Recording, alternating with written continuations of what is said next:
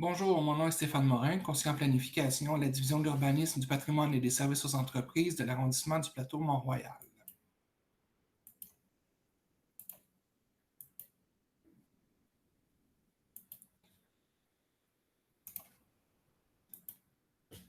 Donc, la présentation d'aujourd'hui concerne le projet de règlement 01-277-91 qui vise à autoriser les catégories d'usage E4 ou I2 pour certaines propriétés du secteur situées du côté ouest de la rue Saint-Urbain, au nord de la rue Prince-Arthur-Ouest, ajouter l'usage musée dans la catégorie E4, ainsi que préciser la possibilité d'agrandir une construction dérogatoire. Dans le contexte donc de la consultation écrite qui va se dérouler du 19 août au 2 septembre 2021. Ça concerne deux secteurs. Tout d'abord, le secteur de la Cité des Hospitalières et du pavillon maçon. Donc, la Cité des Hospitalières qui comprend le couvent, Trois-Chapelles, le musée, les jardins, de nombreux bâtiments de services et le stationnement à bordure de la rue du Luth, ainsi que le secteur qui comprend aussi le pavillon maçon au 3850 de la rue Saint-Urbain.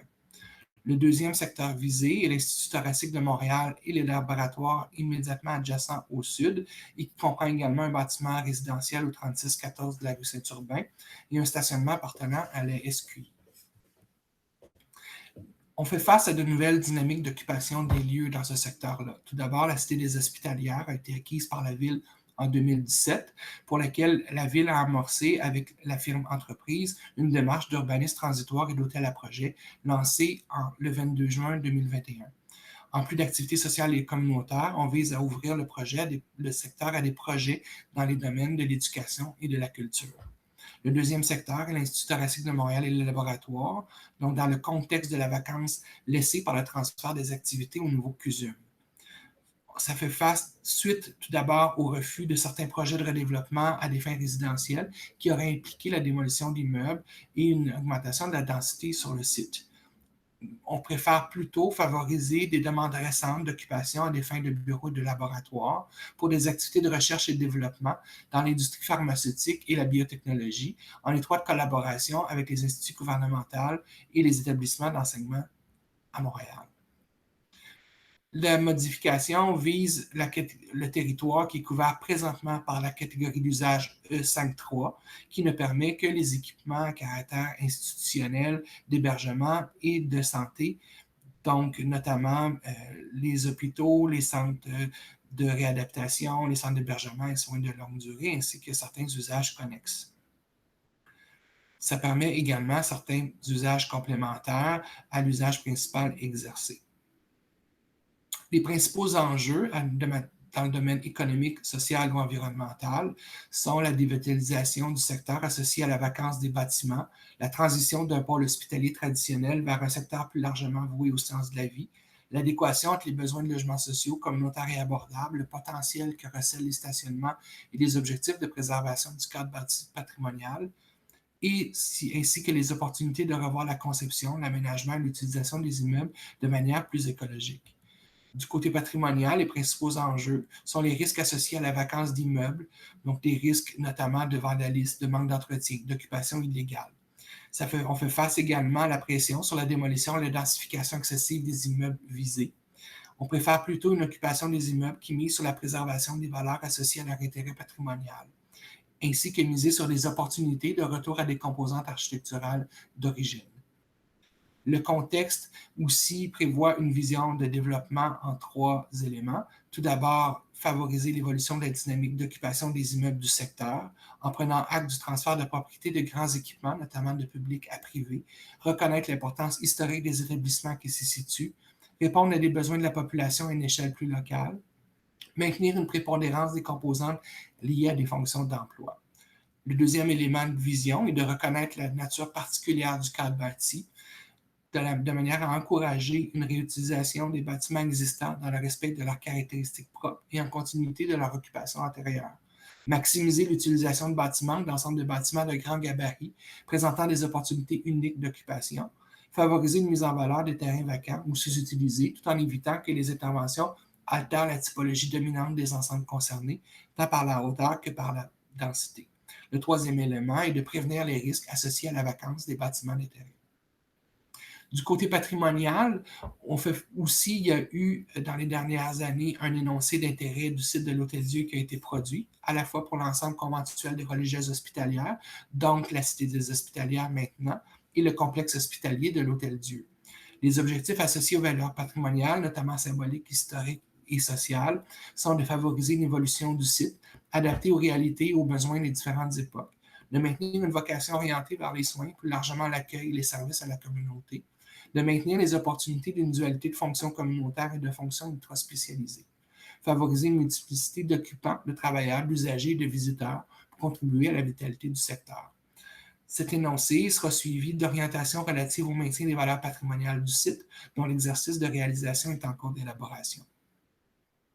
Les modifications qui sont proposées touchent d'abord le secteur de la Cité des Hospitalières, qui est immédiatement adjacent à l'Hôtel-Dieu du côté de l'avenue du Parc. Donc, ce qui est proposé, c'est d'ajouter la catégorie d'usage E4 à la catégorie d'usage E5.3 existante. La catégorie d'usage E4 permettra notamment des équipements de nature éducatif et culturelle, notamment déployer des activités pouvant être assimilées à des activités d'une maison de la culture, par exemple, bibliothèque, certains établissements d'enseignement, en plus de continuer à autoriser les activités communautaires ou socioculturelles. On permettra également certains usages complémentaires, comme ça l'est déjà de toute façon dans les mêmes types de catégories d'usage. On vise aussi à ajouter à la catégorie E4 l'usage musée, qui est présentement pas autorisé, de manière à pouvoir officialiser la présence du musée des Hospitalières dans le site des religieuses, donc de la Cité des Hospitalières. Cette modification à la catégorie E4 va s'appliquer à l'ensemble du territoire de l'arrondissement où la catégorie E4 est autorisée, telle que montrée en bleu sur la carte à l'écran. Parallèlement, dans le même secteur, il y aura une petite correction qui va être apportée de manière administrative à la limite de zone et des secteurs entre les stationnements de l'Hôtel-Dieu et la propriété immédiatement au nord, étant donné que la réglementation exige que les limites de zone ou de secteur suivent des limites de propriété ou des limites de l'eau. Donc, la limite de secteur de zone et de zone va être légèrement déplacée plus au nord pour que la totalité des stationnements de l'Hôtel-Dieu se retrouve dans les mêmes secteurs. Suite à l'attribution de nouvelles affectations du sol, dans une modification parallèle qui visera à attribuer une affectation du sol, secteur d'activité diversifié à la partie du territoire du côté ouest de la rue Saint-Urbain, entre la rue Prince-Arthur ouest et l'avenue des Pins ouest, là, en excluant la propriété immédiatement au sud de l'avenue des Pins. Ça va permettre l'ajout de la catégorie d'usage I2 au niveau de l'Institut thoracique et des laboratoires et des propriétés immédiatement au sud jusqu'à la rue Prince-Arthur ouest. Ceci va permettre notamment d'y autoriser des établissements dont l'activité principale est la fabrication, l'assemblage de traitements, mais surtout la recherche et le développement, ainsi que le tri, la réparation, le conditionnement. Dans cette catégorie d'usage d'industrie en mixité avec d'autres activités urbaines, il est important que les usages respectent les exigences suivantes, soit qu'aucune matière explosive ou pouvant présenter des dangers d'émanation toxique ne doit être utilisée, qu'aucune vibration et aucune émission d'odeur, de poussière, de bruit, de vapeur, de gaz ne doit être perceptible hors des limites du terrain, qu'aucune lumière éblouissante ne doit être visible hors des limites du terrain et que toutes les opérations, y compris l'entreposage, doivent être réalisées à l'intérieur du bâtiment. Plus précisément, l'ajout de la catégorie I2 va permettre certains usages de la famille industrielle, mais surtout certains usages de la famille commerce, tels que des bureaux et laboratoires. De la même manière, il y aura aussi une petite correction qui va être apportée aux limites de zone et du secteur, notamment de hauteur, pour s'assurer que les secteurs correspondants suivent les limites de propriété plutôt que de passer au cœur d'un bâtiment. Une autre modification qui va être effectuée via ce projet de règlement-là et d'autoriser spécifiquement l'agrandissement d'une construction dérogatoire, que ce soit par son implantation, sa hauteur, sa densité, son apparence, son usage ou son aménagement, à la condition que l'agrandissement soit conforme aux dispositions du règlement d'urbanisme. Cette possibilité s'ajoute à la possibilité d'agrandissement afin de tendre vers la conformité sans obligatoirement l'atteindre. Cette modification-là fait suite à une modification préalable qui a été en vigueur le 17 février 2021, qui visait à restreindre les possibilités d'agrandissement de construction dérogatoire dans certaines circonstances. Donc là, on revient avec la modification proposée dans le présent projet de règlement à une disposition de manière plus générale pour autoriser certains agrandissements des constructions dérogatoires. Le calendrier d'adoption du présent projet de règlement fait suite à l'adoption de l'avis de motion et du premier projet par le conseil d'arrondissement lors d'une séance tenue le 18 août dernier. La consultation publique s'échelonnera du 19 août au 2 septembre. Les prochaines étapes seront l'adoption du deuxième projet du règlement suite à la consultation écrite et suivra une période si des personnes habiles à voter demandent une approbation référendaire.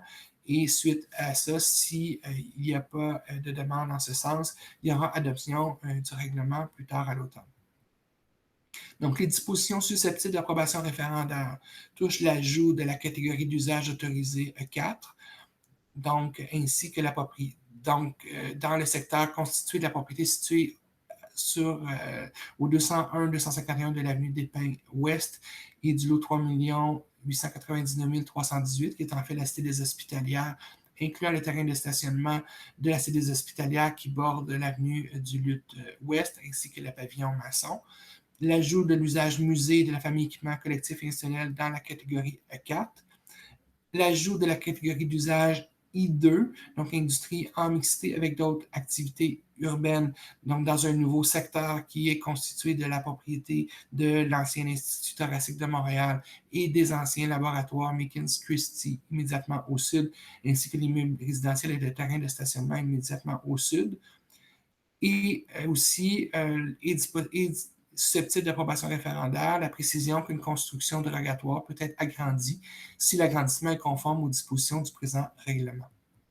Pour être valide, une demande d'approbation référendaire doit provenir d'un résident, d'un propriétaire d'immeuble ou d'un occupant de toute zone comprise dans le territoire de l'arrondissement ou d'une zone contiguë à celui-ci, indiquer la disposition qui en fait l'objet et la zone d'où elle provient, être signé par au moins 12 personnes par zone, la majorité si la zone compte 21 personnes ou moins, être reçu par l'arrondissement au plus tard le 8e jour suivant la publication de l'avis annonçant la possibilité d'approbation référendaire.